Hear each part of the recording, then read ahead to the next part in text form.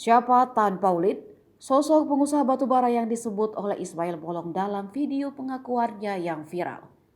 Ismail Bolong menjadi sorotan setelah video pengakuannya soal bisnis batubara ilegal di Kalimantan Timur.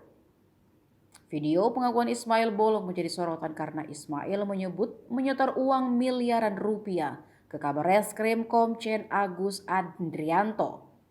Namun, dalam klarifikasi terbarunya pada Sabtu 5 November kemarin, Ismail Bolong membantah setoran uang ke Kabarreskrim. Ia beralasan, testimoni dalam video yang dibuat pada Februari 2022 itu karena adanya tekanan dari Brigjen Hendra Kurniawan yang kala itu menjabat sebagai Karopaminal Div Propam Polri. Lalu, siapa Tan Paulin? Tak banyak biodata mengenai Tan Paulin yang bisa didapatkan di laman pencarian Google. Namun Tan Paulin adalah seorang pengusaha batu bara yang beroperasi di Kalimantan Timur. Namanya sempat disinggung dalam rapat kerja Komisi 7 DPR RI dengan Menteri ISDM Arifin Tasrif pada 14 Januari 2022 lalu.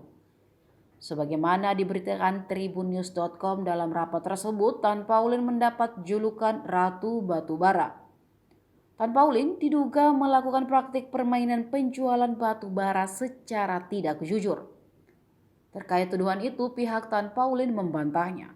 Melalui kuasa hukumnya, Tan Paulin juga menegaskan bahwa perusahaannya telah menjalankan usaha perdagangan batu bara secara benar, sesuai dengan semua aturan yang digariskan pemerintah.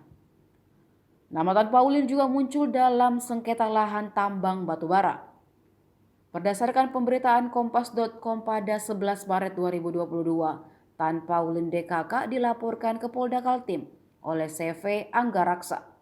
Hal ini karena Tan Paulin DKK melakukan pemortalan jalan tambang batubara di Desa Batua, Kecamatan Loajanan, Kabupaten Kutai Kartanegara, Kalimantan Timur.